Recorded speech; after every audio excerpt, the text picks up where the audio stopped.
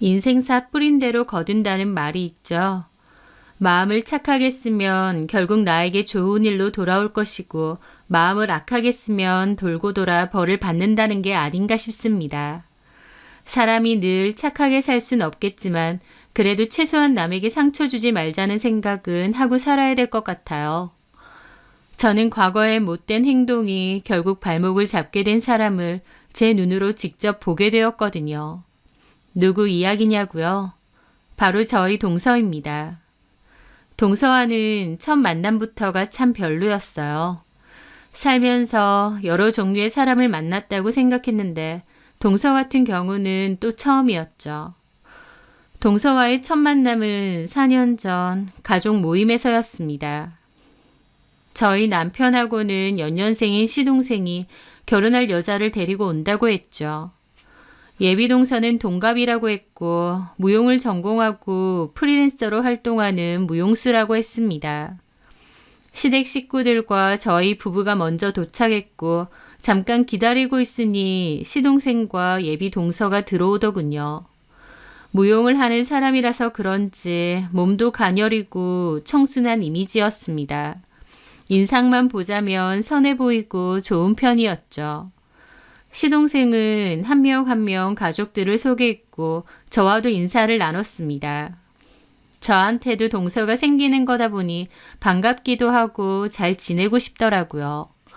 그렇게 인사 후 자리에 둘러앉았고 이런저런 얘기를 했습니다. 그렇게 대화를 나누며 식사를 하던 중 동서가 제 쪽에 있는 반찬을 힐끗힐끗 보더라고요. 먹고 싶은데 처음 인사하러 온 불편한 자리다 보니 팔을 뻗어서 먹기가 좀 그랬나 싶었습니다. 그래서 저는 그 반찬을 들어서 동서 앞쪽으로 놔줬어요.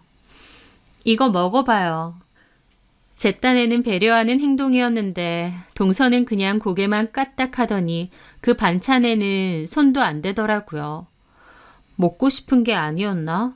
내가 괜히 오지랖을 부렸나? 라는 생각도 언뜻 했었습니다. 하지만 동서는 겉으로 보기에 싹싹해 보였어요. 저희 시부모님하고도 대화를 곧잘 나누고 웃기도 잘 웃더라고요. 성격이 밝은 편인가 보다 생각을 했죠. 그러다가 약주 한 잔을 하신 저희 아버님이 저보고 그러셨어요. 예, 혜란아. 네, 아버님. 이제 유림이도 우리 집 들어오면 너도 동서 생기는구나. 네, 그렇죠. 동서 생겼다고 너무 군기 잡고 그러면 안 된다. 하면서 장난을 치셨어요. 그 말에 저도 멋쩍게 웃었죠. 군기는요, 뭐.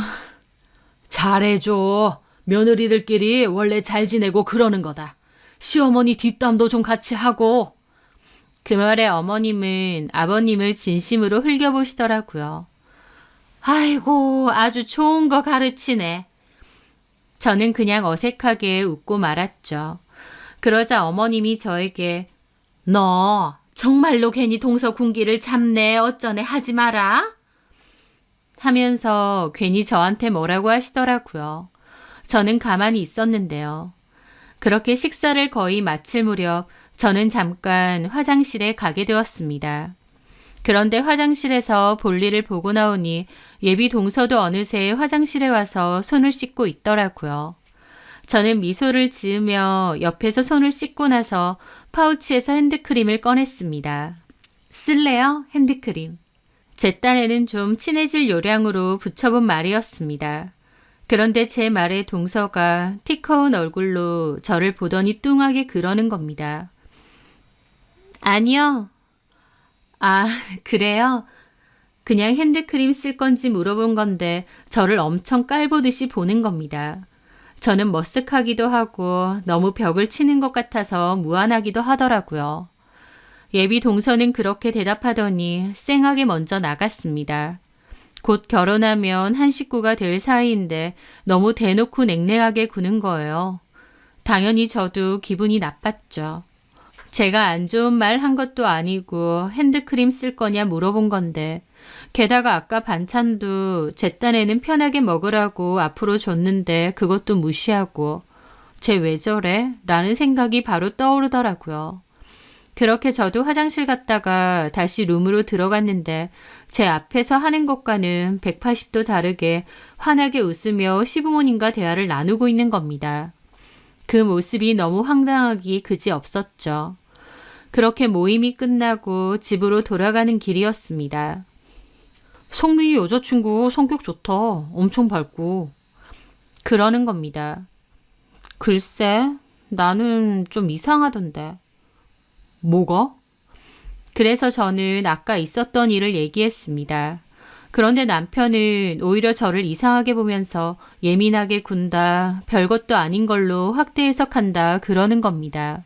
그 자리에서 제가 분명 느꼈던 감정이 있는데 남편은 그냥 예민하게 받아들이지 마라 라고 하더라고요. 그러면서 참나. 혹시 뭐 질투해? 라고 묻는 겁니다. 갑자기 무슨 질투? 아니, 날씬하고 예쁘고 또 우리 엄마도 되게 마음에 들어 하시니까 자기는 우리 엄마랑 사이 안 좋잖아. 그러는 겁니다. 남편의 빈정거림에 저도 기분이 확 상하더라고요. 네, 저는 시어머니와 사이가 좋지 않습니다. 정확히 말하자면 어머님이 저를 싫어하세요. 결혼 생활 내내요. 애초에 결혼 자체를 반대하시기도 했고요. 남편네 집은 좀 잘 사는 편이었는데 어머님이 며느리로 애초에 점 찍어둔 여자가 있다고 했습니다. 어머님 친구분 딸이었고 그 집이 꽤 부유하다고 하더라고요. 부잣집 딸인데다 첼로 전공해서 첼리스트로 활동을 하는 여자라고 했는데 어머님은 첫째 며느리감으로 그 여자를 진작에 점 찍어 두었대요. 가족끼리 다 같이 몇 번 본 적도 있다고 했고요. 그런데 저희 남편은 그 여자에게 전혀 관심이 없었고 그 여자도 그다지 저희 남편에게 관심이 없었어요. 그냥 부모님들끼리만 그러신 거죠. 게다가 남편은 그때 당시 저와 사귀고 있었고 결혼도 하고 싶어 했거든요. 저랑 결혼을 하겠다고 했고 어머님은 저에 대해 물어보셨다고 했습니다. 하지만 저희 집 형편과 제 조건을 듣고 몹시 마음에 안 들어 하셨대요. 저희 집은 아버지는 작은 중소기업에 근무하시고 엄마는 주부신데요. 사는 곳도 오래되고 작은 아파트고 형편 자체도 평범한 편입니다. 저는 대학 졸업 후에 한 회사에서 일을 하고 있는데 계약직으로 일을 하고 있었어요. 집 형편도 평범한데 저도 계약직으로 일하고 있다니까 더더욱 마음에 안 드신 거였습니다. 하지만 저희 남편은 저랑 결혼할 거라고 밀어붙였고 결국 결혼도 성사되었어요. 어머님은 처음부터 저를 마음에 안 들어 하셨는데 억지로 결혼을 허락하신 거였죠. 아버님은 저를 좋아하시는 것도 아니고 안 좋아하시는 것도 아니고 그냥 별로 관심이 없으신 것 같았고요. 처음부터 시어머니 눈에 나고 시작한 결혼이다 보니 제 결혼 생활은 가시밭길 당첨이었습니다. 사사건건 저를 무시하고 저희 집도 잘 깎아내리셨어요. 형편 차이가 나긴 하지만 그래도 저희 부모님도 훌륭하시고 평생을 성실하게 잘 살아오신 분들인데 어머님은 그 나이 먹도록 그런 데 사느냐, 노후 준비는 좀 하셨냐, 나중에 내 아들 고생시킬 생각 말라며 잘 뭐라고 하셨습니다. 일부러 제 앞에서 다른 며느리랑 비교를 할 때도 많으셨고요. 어머님 눈에는 제가 성에 안 찰 수도 있겠다 싶지만 그래도 대놓고 무시하는 건 좀 아니지 않나요?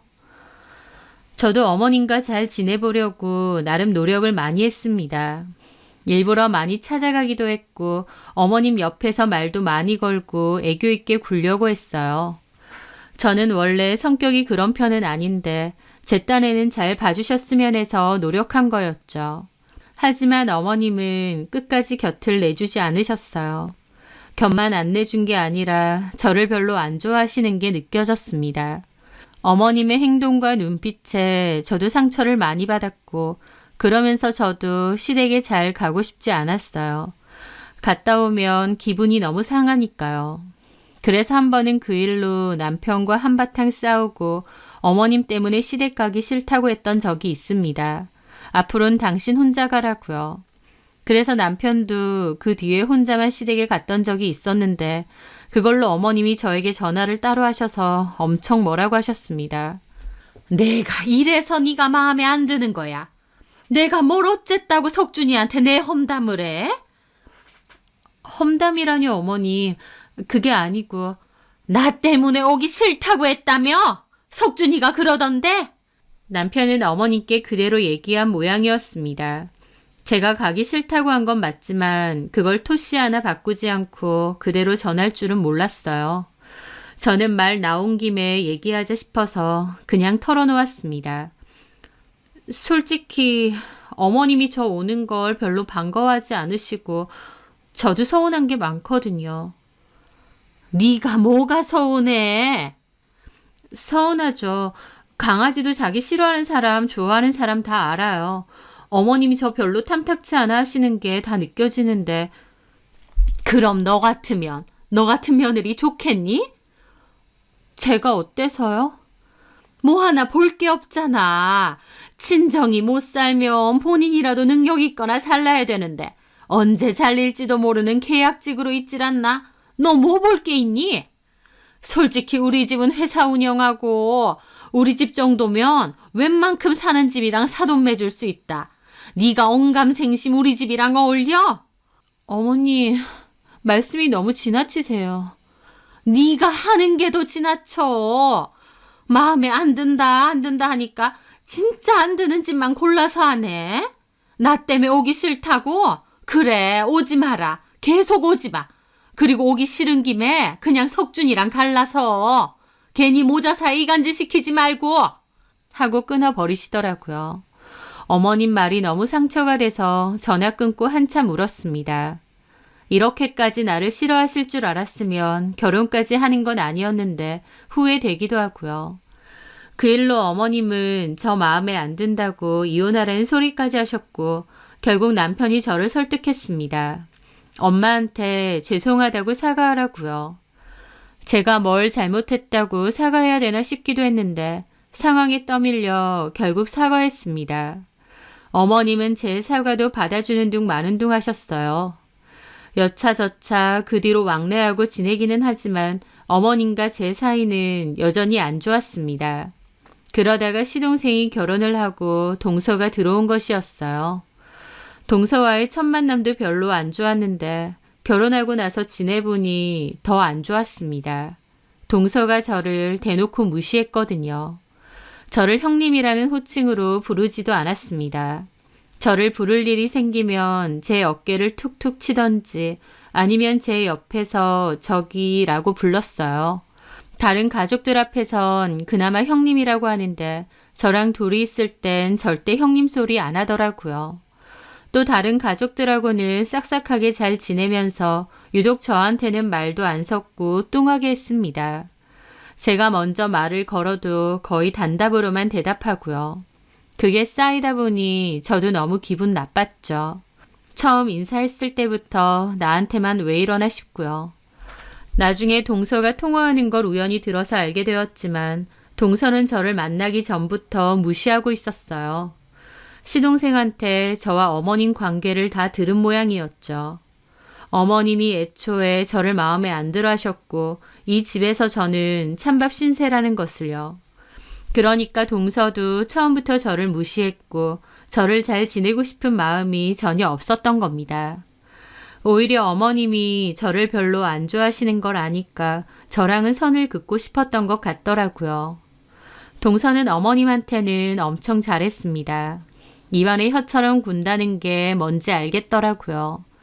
어머님한테는 애교 넘치는 목소리로 얘기하고 리액션도 엄청 열심히 하고 어머님이 무슨 말만 하면 까르르 거리면서 어머니 너무 재밌으세요. 어머님 외모는 우아하신데 말씀은 너무 재치 넘치시는 것 같아요. 주변 분들한테 인기 제일 많으시죠? 그런 아부도 잘 떱니다. 게다가 고가의 선물도 잘했어요. 저희 엄마가 주시는 거다. 저희 아버지가 외국 갔다 와서 사오신 거다 등등. 저희 어머님이 좋아하실 만한 비싼 제품들을 잘 사왔죠. 그렇다 보니 어머님도 동서가 좋아 죽고 동서랑은 죽이 척척 맞았습니다. 똑같은 선물을 해도 동서가 해주면 아이고, 뭘 이런 걸 준비했어. 예뻐 죽겠네. 아주 고맙다. 잘 쓸게. 그러시는데 제가 해드리면 표정부터 다릅니다. 남편 돈으로 네가 기분 내지 마라. 이게 얼마짜린데 이런 걸 턱턱 사니? 그리고 너 이런 거 똑같이 친정에도 한 건 아니지? 이러십니다. 어머님이 저를 저렇게 면박하시면 동서도 옆에서 키득키득 비웃고 있고요. 그때 제가 느꼈던 기분은 딱 왕따를 당하는 것 같았습니다.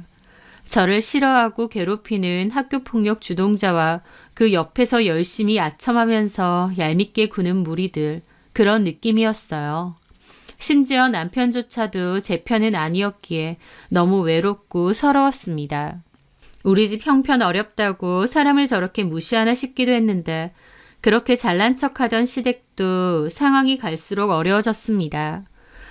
아버님은 회사를 운영하고 계시고 저희 남편과 시동생 둘 다 아버님 밑에서 일을 합니다. 저희 남편이 형이긴 하지만 회사 안에서의 실질적인 운영은 시동생 역할이 더 커요. 시동생은 회사를 좀 더 키우고 싶은 욕심이 엄청 많았고 아버님도 저희 남편보다는 적극적이고 진취적인 시동생을 전적으로 더 믿으시는 것 같았습니다.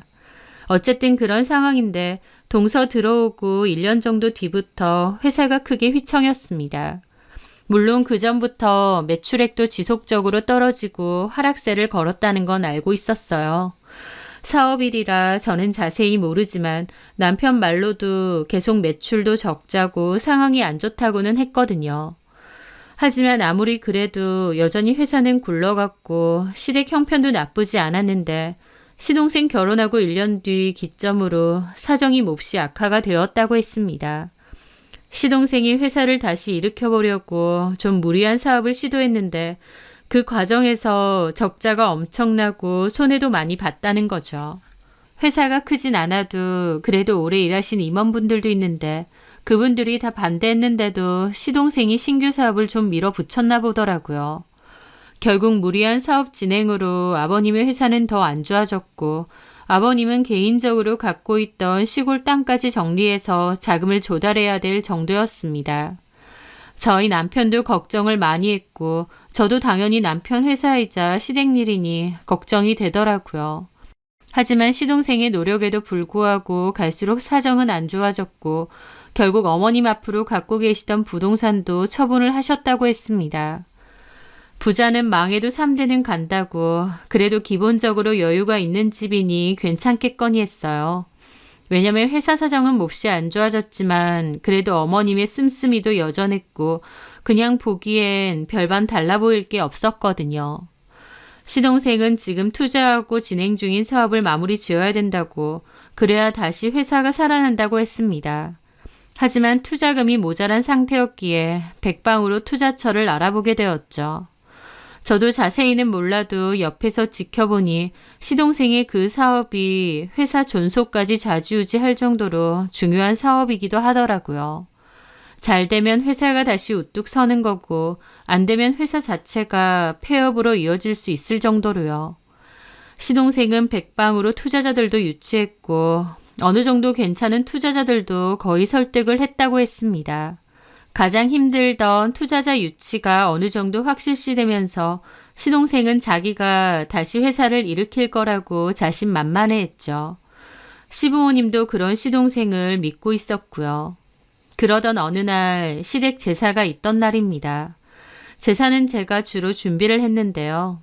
저도 직장 생활을 하다 보니 시간이 빠듯해서 전날 밤 늦게까지 웬만한 음식들은 집에서 만들어서 가지고 갑니다. 그래서 이번에도 제가 전날에 음식을 만들어서 가기로 했는데 음식을 하다 보니 동태를 깜빡하고 안 산 거예요. 그래서 동태전 빼고 나머지만 다 만들게 되었죠. 퇴근하자마자 집에 들러서 아이스박스에 미리 만들어둔 제사 음식들을 챙겨 시댁으로 곧장 갔고 주방에 음식들을 꺼내 놓았죠.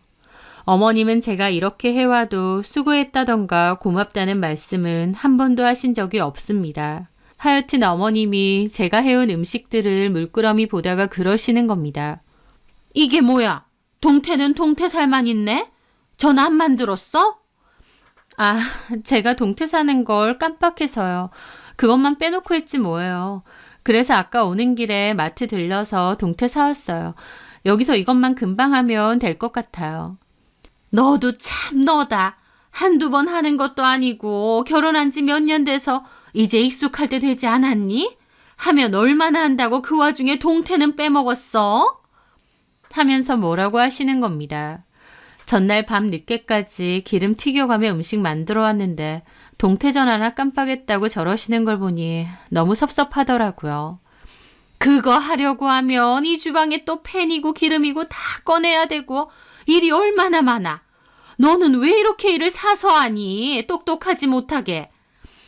어머니, 저 요즘 회사에 일이 많아서 엄청 바빠요. 정신도 없고.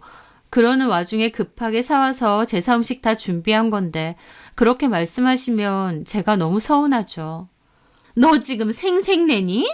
그럼 맏며느리인 네가 하지 누가 해? 너 이런 것도 안 하려고 했어? 안 하려고 한 게 아니라 내 말 틀렸어? 동태전 이거 하나 하려고 꺼내야 되는 게 몇 개야. 어제 네가 음식할 때 같이 했으면 아무것도 아닌 것을 여기서 또 다 꺼내서 해야 되는 거잖아. 그러면서 뭐라고 하시는 겁니다. 그 와중에 먼저 와 있던 동서가 어머님 옆으로 오더라고요. 어머니, 왜 그러세요? 아니, 얘가 멍청하게 제사 음식을 해오면서 이것만 빼먹었다잖아. 왜 이를 사서 만들긴. 어머, 그렇네요. 자주 하시는 건데도 깜빡깜빡 하시나 보다. 하면서 동서까지 깐죽거리는 겁니다. 그 주방에 서 있는 저는 현타가 왔습니다. 동태전 깜빡한 건 잘못이지만 바쁜 와중에 잠도 못 자고 해왔는데 내가 이렇게 욕을 먹어야 되나 싶었죠. 저도 기분이 너무 상해서 아무 말 안 하고 어머님은 마음에 안 든다며 고개를 저으시더라고요. 그러더니 아휴 됐고 얼른 동태전 해라. 그러시는 겁니다. 네? 제가요? 그럼 누가 해? 어머님, 이거 저 혼자 다 준비한 거예요. 동태전 정도는 동서도 할 수 있지 않나요? 재료도 다 있는데. 제가 할 수 있는 거고 제가 하려고 사온 것도 맞지만 옆에서 깐족거리는 동서가 너무 얄미워서 그렇게 말했습니다. 제 말에 동서 옆에서 저 흘겨보고 있더라고요.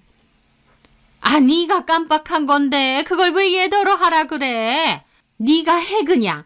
저 이런 거 잘 못하는데 그래도 한번 해볼까요, 어머님? 맛 없을 수도 있는데. 아휴, 됐어. 네가 뭘 하니? 얘 첫째야. 네가 해. 네가 깜빡했으면 당연히 네가 해야지. 왜 가만히 있는 유림이더러 하라 마라 그래? 얘 아주 웃기는 애네. 그럼 저는 왜 해야 되는데요? 너 그게 무슨 소리야? 너 우리 집 맏며느리 아니니? 맏며느리 대접도 한번 해준 적 없으면서 이럴 때만 저러시는 겁니다. 그럼 내가 하리? 예, 됐다. 내가 할게. 이리 내놔라. 하면서 제 손에 들려있던 동태전을 확 뺏으시는 거예요. 그 순간 어머님 손톱이 제 손등을 확 긁었습니다. 제가 놀라서 떨어뜨렸고 가만 보니 손등위로 길게 난 상처에 피가 나더라고요. 어머님도 제 손에 상처가 나서 당한 것 같았지만 그래도 굴하지 않고 뭐라고 하시는 겁니다. 그러게 왜 그러고 서 있어? 아휴 정말 뭘 보고 있어? 손에 상처가 났으면 가서 연고라도 바르든가. 저는 너무 서러운 마음에 눈물까지 왈칵 나려고 했습니다. 그걸 꾹 참는데 동서가 갑자기 제가 연고 꺼내드릴게요, 형님. 하더니 구급 상자를 꺼내왔습니다. 그런데 근데 연고가 없네. 반창고도 빈통밖에 없고. 아 맞아. 새로 산다는 걸 깜빡했네. 제가 사올까요? 아우 됐다. 너 많이 다쳤어? 어디 봐. 저도 기분 나빠서 그냥 손을 뺐습니다. 제가 약국 갔다 오겠습니다. 저 이거 동태전 못하겠으니 어머님이 하시든 동서가 하든 하세요. 그렇게 말을 한 뒤 피가 나는 손을 잡고 밖으로 나갔죠. 등 뒤에서 어머님이 제 욕을 하는 소리가 얼핏 들리더라고요. 그렇게 밖으로 나왔는데 눈물이 났습니다. 내가 왜 이런 취급을 받아야 되나 싶고요. 가면서 눈물이 계속 났고 저는 결국 어머님 집 앞에 세워둔 차에 올라타 한참을 울었습니다. 약국도 가지 않고 계속 울었고 한참 울다 보니 멍이 지더라고요. 그 와중에 남편은 좀 있다가 아버님 시동생과 함께 회사에서 출발할 거라고 연락이 왔고요. 저는 일단 다시 들어가자 생각하며 차에서 나왔습니다. 집 안으로 들어가긴 싫었지만 그래도 마음을 잡고 다시 들어가려 할 때였어요. 문득 고개를 돌려보니 시댁 담장 근처에서 동서가 통화를 하고 있는 겁니다. 그냥 무시하고 들어가려는데 언뜻 들리는 그 통화 내용이 몹시 거슬리더군요. 제 얘기를 하는 것 같았죠. 아까 입 대빨 나와서는 약국 간다고 뛰쳐나갔는데 아직도 안 왔어. 약국을 뭐 어디까지 간 거야. 하여튼 골 때린다니까. 약국 얘기를 하는 거 보니 내 얘기하는 게 맞구나 싶어서 저는 좀 더 귀를 쫑긋 세웠죠. 꼴에 지도 형님 행세 하고 싶은지 나더러 동태 전화래. 왜 지만 하냐고. 진짜 찐따 같은 게 짜증나게 구니까 열받는 거 있지. 옛날 같았어 봐. 확 그냥 머리채 잡고 뒤뜰로 끌고 나가는 건데. 그러니까 속률임 많이 죽었다. 옛날 같았으면 나한테 말도 못 걸었지. 내가 나이 들어서 성질 죽이고 산다. 몰라. 거지 같은 거 형님 대접해주기도 싫고 형님이라고 부르고 싶지도 않아. 그래서 내가 어쩌는 줄 아니? 저기요 그러잖아. 어머님 앞에선 당연히 형님 소리 하지. 근데 진짜 부르기 싫어. 우리 성민 씨가 예전부터 그러대. 완전 집안의 왕따라고. 친정도 가난하고 지도 별 볼 일 없고. 우리 어머님이 엄청 반대했댄다.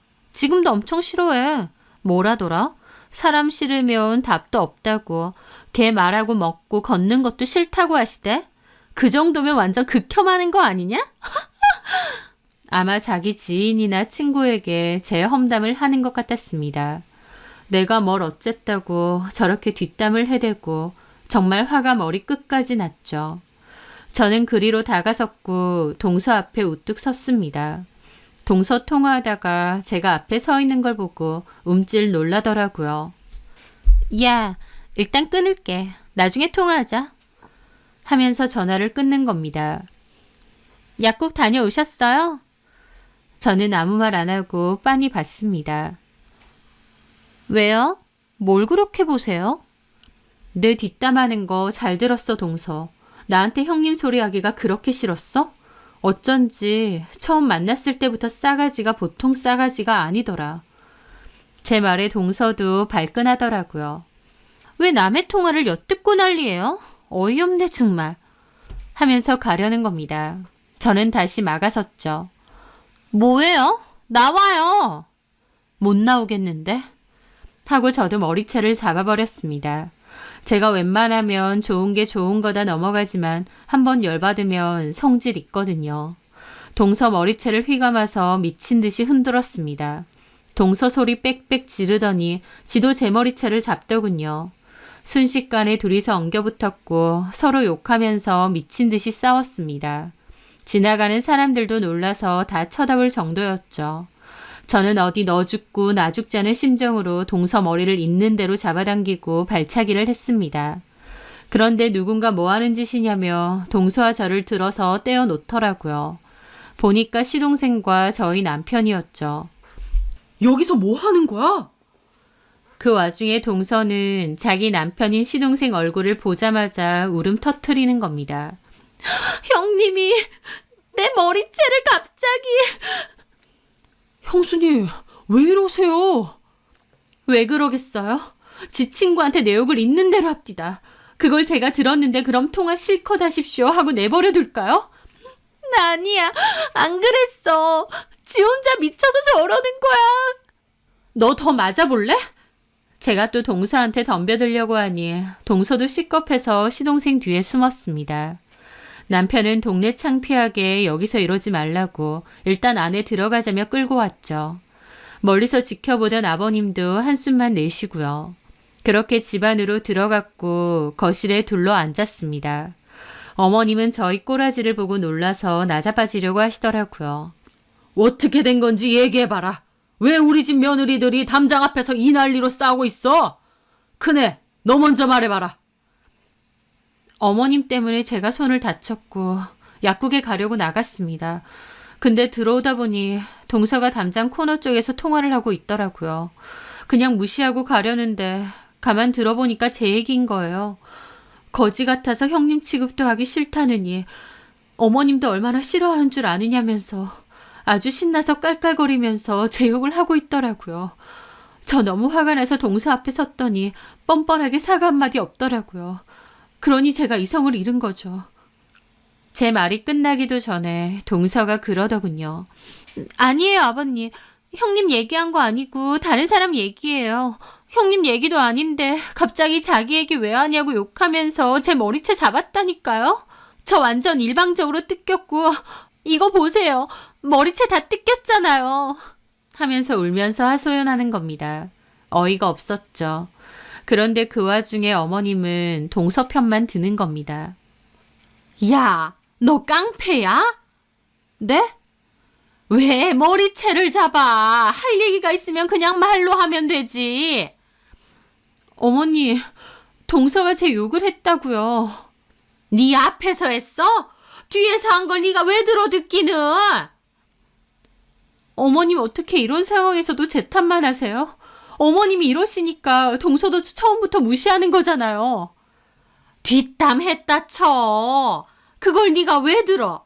막말로 너는 뒤에서 시댁 식구들 욕 안 하니? 저 한 적 없습니다. 제 속이 썩어 문드러질지언정 그런 적 없다고요. 퍽이나 안 했겠다. 그걸 내가 어떻게 믿어? 세상 사람들이 다 동서 같고 어머님 같은 줄 아세요? 뭐가 어째? 하면서 저한테 덤벼들려고 하시길래 남편이 어머님을 붙잡았죠. 아, 왜 그래 당신도. 빨리 엄마한테 사과드려. 그래서 저도 그냥 무시하고 일어났습니다. 내가 잘못한 게 하나도 없는데 도대체 무슨 사과? 다 필요 없어. 이 집 식구들 나 왕따시키는데 나 진짜 진절머리 난다. 내가 나가줄게. 그럼 되잖아. 그렇게 저는 그 집을 뛰쳐나왔습니다. 차 타고 가는데 눈물이 너무 나서 운전이 안 될 지경이었어요. 결국 저는 차를 갓길에 세우고 펑펑 울었습니다. 너무 서럽고 제 처지가 비참하더라고요. 제 뒷담하고 무시한 건 동서인데 다 제 탓만 하고 있는 겁니다. 그나마도 제 편이 되어주어야 할 남편마저도요. 이렇게는 못 살겠다. 이건 아니다. 내가 이런 취급 받으려고 결혼한 거 아니다. 그 생각만 들었죠. 그렇게 한바탕 울고 집으로 갔습니다. 집에서 자리에 누웠고 내내 이혼에 대해서 생각했어요. 그러다가 저도 모르게 잠이 들었죠. 어느샌가 누군가가 저를 깨우더군요. 일어나 보니 남편이었고 집안 쑥대밭 만들어 놓고 잠이 오냐고 하는 겁니다. 남편도 술에 좀 취했더군요. 저는 너도 똑같다. 이혼하자. 너네 집, 너네 엄마, 심지어 이제 동서까지 다 못 참겠다고요. 남편도 제 말에 고개를 끄덕이며 좋다고 이혼하자고 하더라고요. 애초에 엄마가 너 마음에 안 들어 했을 때 결혼 안 했어야 했는데 자기가 잘못 생각했다면서요.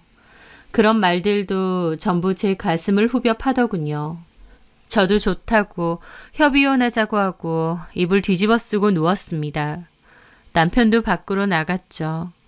침대 위에 누워있지만 잠은 안 오고 눈물밖에 안 나더라고요. 내 결혼 생활은 첫 단추부터 잘못 끼워졌구나 라는 생각만 들었죠. 그렇게 다음 날이 되었고 저는 남편에게 이혼 서류 받아오라고 했습니다. 그랬더니 남편은 전날과 달리 말을 바꿔서 무슨 이혼이냐 다시 생각하자고 하더라고요. 왜 말이 바뀌어?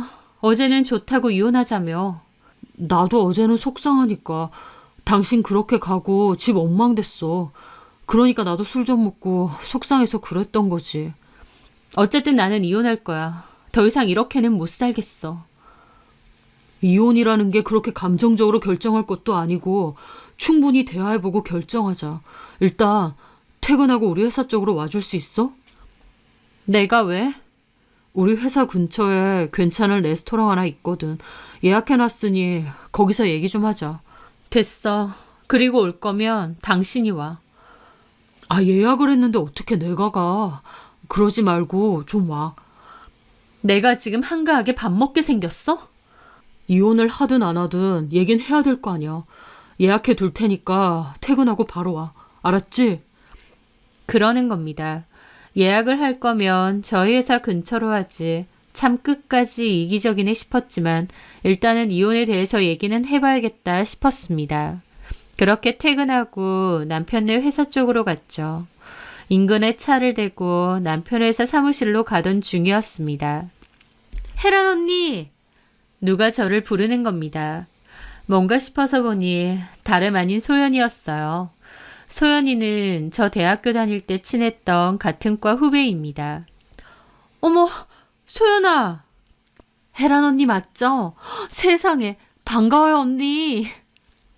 어머나, 어떻게 여기서 다 보냐? 반갑다. 10년 만인가? 네, 맞아요. 세상에나. 저도 오랜만에 만난 소연이가 너무 반갑더라고요. 소연이는 몰라보기 예뻐지고 이미지도 고급스러워졌더라고요. 참, 저희 아버지세요. 아버지? 고개를 돌려보니 한 신사분이 미소를 짓고 계셨습니다. 어머, 안녕하세요. 언니는 여기 어쩐 일이에요? 우리 남편이 여기 회사 다녀. 우리 시아버지가 여기 대표고. 어머, 정말요? 너는 어쩐 일이야? 저희 아버지 일 때문에 잠깐 왔어요. 그러면 같이 들어가요. 아, 그럴까? 그래. 그렇게 저는 소연이 아버님과 함께 회사 안으로 들어갔습니다. 회사 안으로 들어가기도 전에 시동생이 버선발로 맞이하더라고요. 오셨습니까, 회장님? 잘 지냈는가? 예, 따님무도 같이 오셨네요. 요즘 우리 딸도 내 밑에서 일 배우고 있어서. 아, 그러시구나.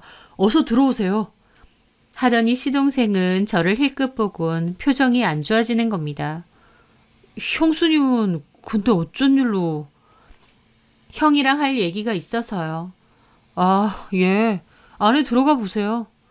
그렇게 시동생은 소연이와 소연 아버님과 함께 안으로 들어갔습니다.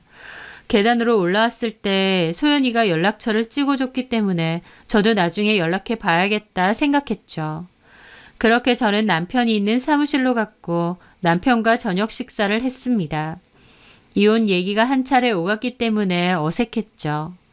남편은 진짜 이혼하고 싶느냐 그랬고 저는 이혼하고 싶다고 했습니다. 아니, 어제 그런 일이 있긴 했지만 그래도 너무 감정적으로 이혼을 결정하는 거 아니야? 내가 어제 일 하나로 이혼 생각하는 걸로 보여? 그럼? 당신이 이런 식이니까 내가 결국 이혼을 하겠다는 거야. 나 어머님 때문에 결혼 생활 내내 힘들고 자존감 다 무너졌어. 나를 싫어하고 받아들이지 않는 사람하고 지낸다는 게 얼마나 힘든 줄 알아?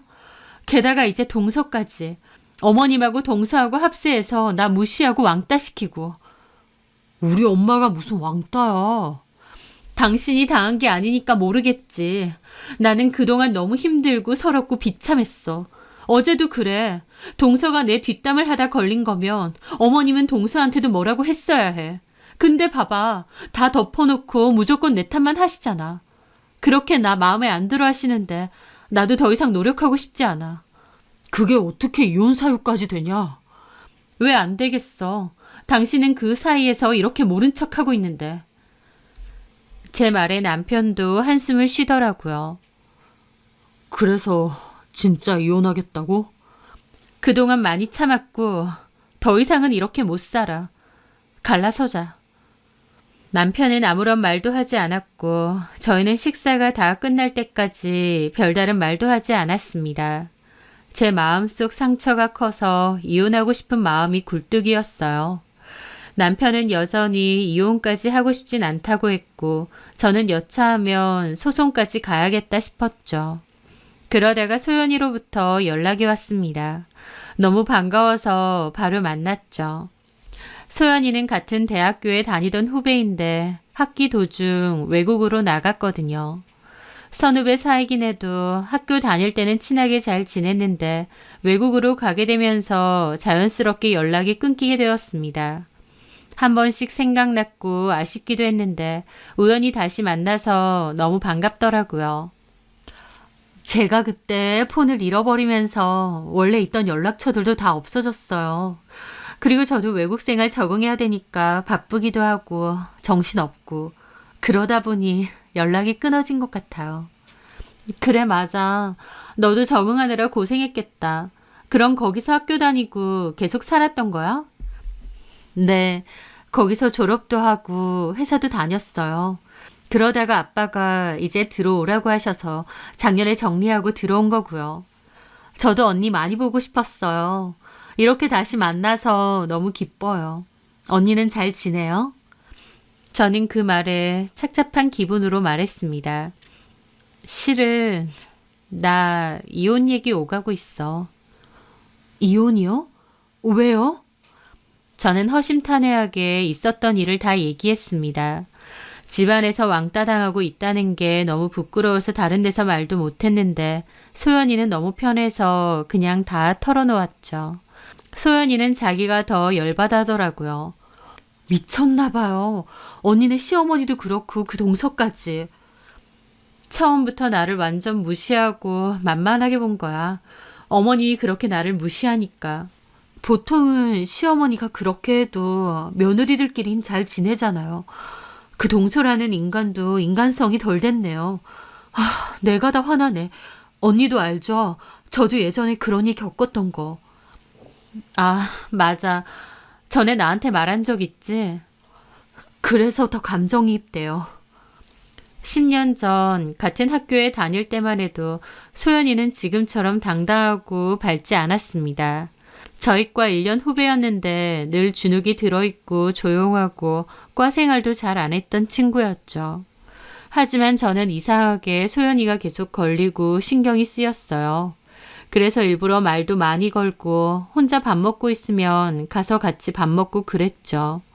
조용하고 숫기 없어 보였지만 막상 대화를 나눠보니 밝고 재밌는 성격이었습니다. 그러면서 친하게 지냈어요. 같은 나이나 학번은 아니지만 그래도 시간 맞춰서 밥도 같이 잘 먹고 시험 기간엔 공부도 같이 했죠. 제 친구들하고도 나중에는 잘 어울려 다녔고요. 제 친구들은 우스갯소리로 네 동생인 줄 알았다. 왜 이렇게 챙기냐고까지 했습니다. 소연이는 그 일을 몹시 고마워했습니다. 그 뒤로 소연이가 외국으로 가기 전까지 친하게 지냈고 그러면서 소연이의 학창시절 얘기도 듣게 되었어요. 소연이는 원래 밝고 활발한 성격이었고 중학교 때까지 반장도 할 정도로 친구도 많았대요. 그런데 고등학교 때 어떤 애들한테 찍혀서 왕따와 괴롭힘을 당했다고 했습니다. 그 애들은 지독하게 소연이를 괴롭혔고 소연이도 그 일로 성격까지 달라졌대요. 학교에 가는 게 너무 싫고 무서웠다고 했습니다. 창피한 마음에 부모님한테도 말 못하고 혼자서 속을 끓였다고 했죠. 그러면서 한 가지 얘기하는 게 그 무리 중에 특히 못된 애가 있었는데요. 아마 애초에 걔가 저에 대해서 이간질을 해서 제가 왕따를 당했던 것 같기도 해요. 한 번은요. 집에 가려고 가방을 싸는데 비가 엄청 오는 날이었거든요. 걔가 저보고 치킨을 좀 사오래요. 학교 앞에 있는 곳에서. 너네 집 돈 좀 있지 않느냐며 치킨 좀 사와서 놔두고 집에 가래요. 저는 걔네가 무섭기도 하니까 어쩔 수 없이 알겠다고 했는데 걔가 치킨 상자에 비 한 방울이라도 튀면 가만 안 둔대요. 물방울 개수만큼 저를 때리겠다고 막 웃는 거예요. 저는 걔네가 너무 무서워서 치킨을 사오면서도 교복 겉옷 안에다가 그걸 싸서 오고 우산으로 치킨을 가리고 왔어요. 물이 튈까 봐. 저는 비에 홀딱 젖었는데 치킨은 물에 안 튀게 하려고요. 그렇게 왔더니 걔네들이 저를 보고 막 웃는 거예요. 제 꼬라지가 너무 웃기다고요.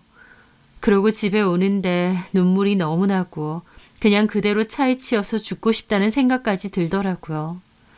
소연이는 그 말을 하며 엉엉 울었습니다. 저도 마음이 너무 아팠죠. 소연이는 그런 학창시절 얘기를 저에게 처음 한다고 했습니다. 너무 상처되는 일들이라 아무에게도 말 못했는데 저한테만 한다면서요. 그랬던 적이 있었기에 저도 제가 겪고 있는 상처와 이혼에 대한 고민을 소연이에게는 허심탄회하게 털어놓을 수 있었던 거죠. 그런데 얘기 중에 문득 소연이가 그러는 겁니다. 언니, 근데 잠깐만요. 응? 언니네 동서 이름이 뭐라고 했어요? 우리 동서 이름? 송유림. 송유림이요? 무용했다고 했죠? 맞아. 그 말에 소연이 입까지 틀어막고 놀라더라고요. 저는 어리둥절했죠. 왜 그래? 나 참 어이가 없네. 그 동서가 그 회사 오성민 이사님 와이프라는 거죠? 우리 도련님? 맞아. 소연이는 제 말을 듣고 뭔가 이를 바득바득 갈았습니다. 저는 소연이의 말이 의아했죠. 그리고 소연이가 왜 그런 말을 했는지 곧 알게 되었습니다. 그렇게 소연이를 만나고 2주 정도 흘렀을 때였습니다. 그날은 아버님 생신을 맞이해 가족 모임이 있었어요. 그날의 모임은 시동생이 운영하는 사업의 투자자 유치 성공 축하 자리이기도 했습니다. 아버님이 평소에 좋아하시는 중화요리집 룸을 빌렸고 저는 좀 늦게 간다고 했습니다. 이혼 얘기 오가는 통에 제가 가족 모임에 참석한다고 하니 남편도 놀라더라고요. 하지만 제가 그 모임에 가는 이유는 따로 있었죠. 제가 뒤늦게 도착을 하니 어머님과 동서는 저를 흘겨보시면서 다 들리게 혼잣말을 하시더라고요. 이렇게 늦을 거면 뭐하러 와? 여보, 얼른 와서 앉아. 저는 아버님 근처로 갔습니다. 아버님, 생신 축하드려요. 그래. 얼른 앉아라. 아니요, 식사는 저 빼고 하세요. 저 식사하러 온 건 아니고요. 이거 드리려고. 저는 어머님 앞에 이혼 서류 올려놨습니다. 어머님은 저를 흘겨보시더라고요. 너 지금 뭐 하니? 여보, 어머님 이제 속 시원하세요? 원하시는 대로 이혼해 드릴게요. 나 참.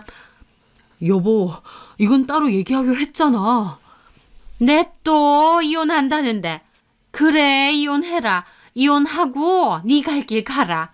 이 집에서 너 이혼한다고 해서 말릴 사람 한 명도 없어. 참나 꼴에 어디서 본 건 있어가지고 이혼해. 이거 들고 가서 접수하세요.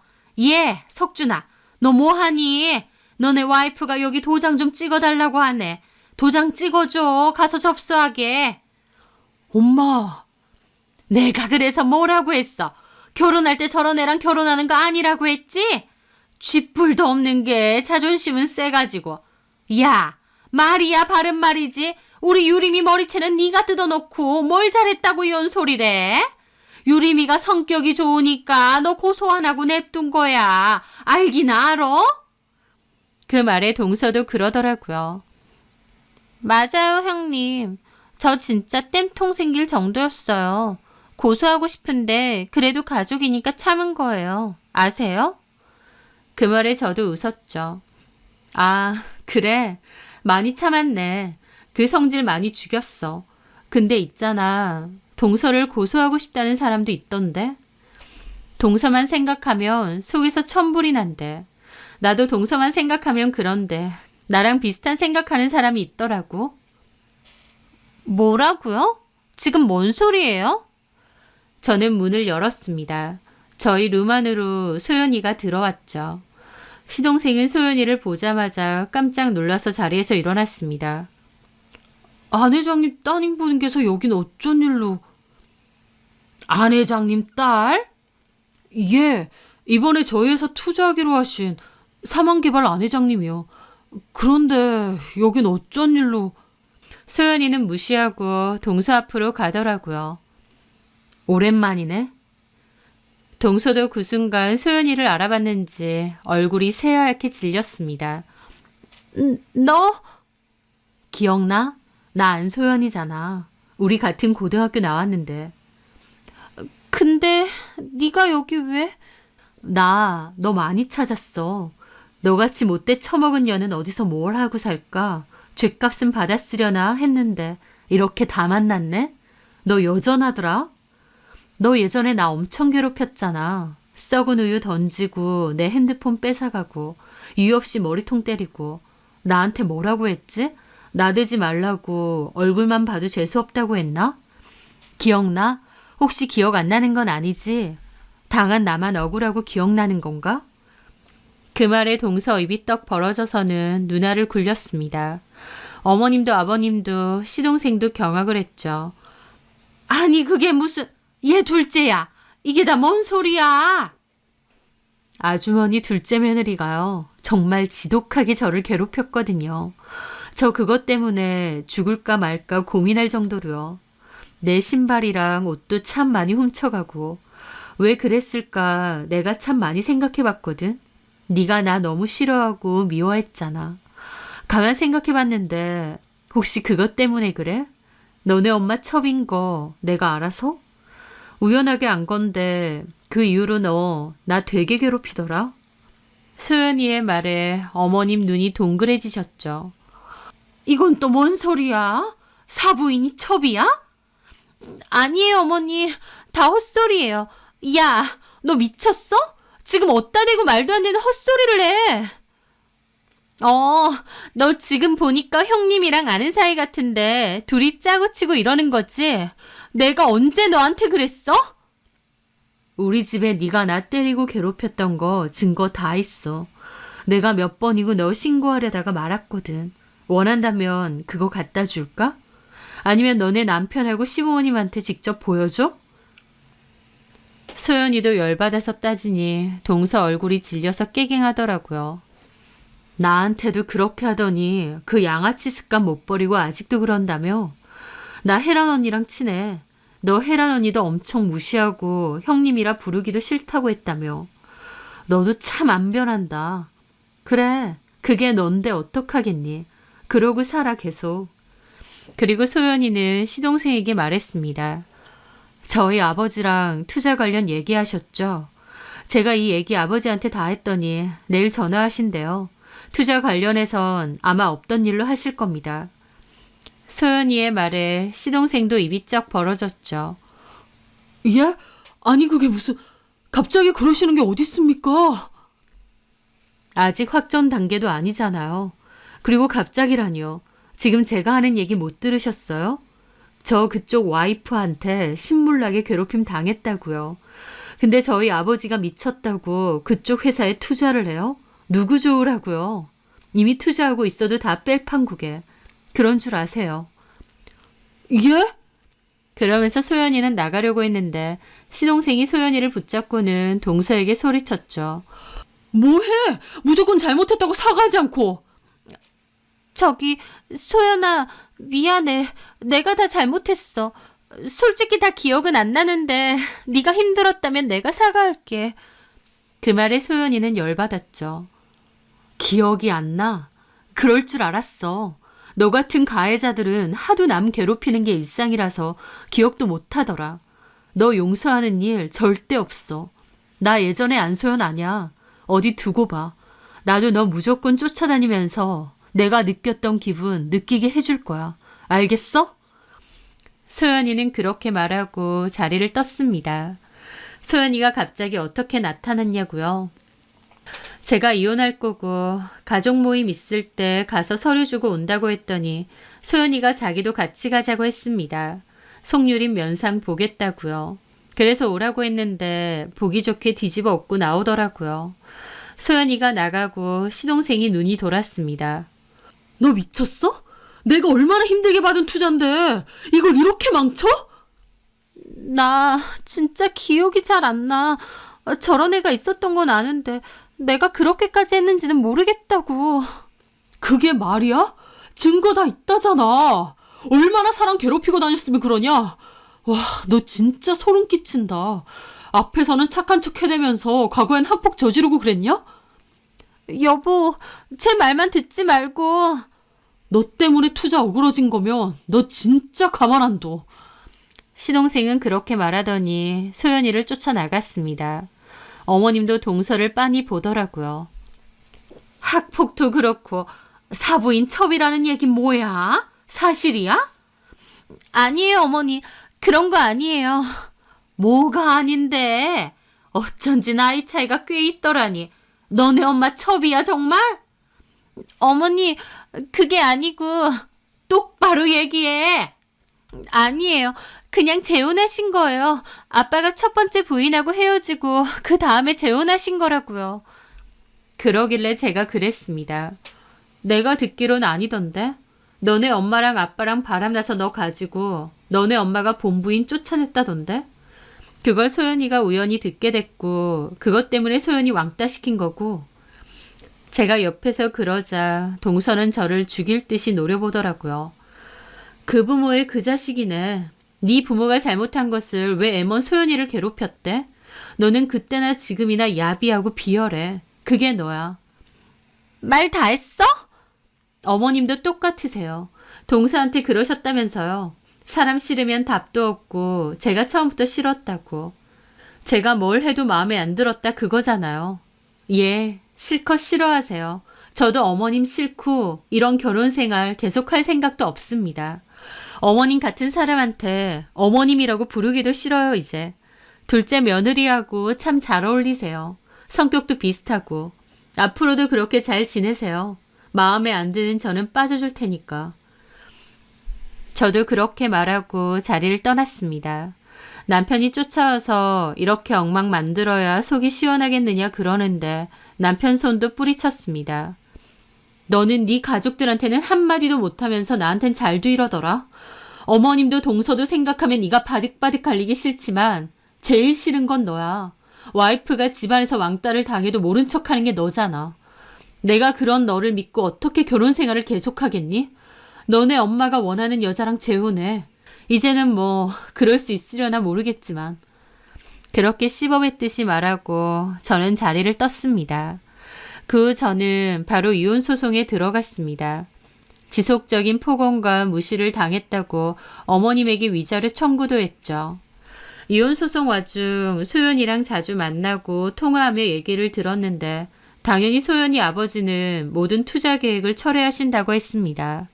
결국 시동생의 사업 진행까지 중단이 되었고 그 여파로 회사도 도산 위기라고 하더라고요. 시동생은 동서랑 심각하게 싸우고 이혼 얘기까지 오간다고 합니다. 동서 때문에 다 된 밥에 재 뿌린 것도 열받는다고 그걸로 하루가 멀다 하고 싸웠대요. 저희 시댁 사람들도 성품들이 좋은 인간들은 아니라서 과거에 학폭 저지른 자체로 실망하거나 문제 삼은 게 아니라 자기들한테 금전적인 피해를 줬다고 뭐라고 하는 거였죠. 또 동서 부모님이 불륜으로 맺어진 관계가 맞고 동서 어머님이 첩인 게 맞아서 어머님도 동서랑 한바탕 하셨다고 했습니다. 동서도 처음엔 잘못했다고 빌다가 나중엔 지성질 못 이기고 어머님 들이받았다는 소문이 있던데 그 모습 직접 못 봐서 아쉽더라고요. 저는 1년 가까운 치열한 소송 끝에 이혼 확정을 했고 전 시모로부터 소정의 위자료도 받게 되었습니다.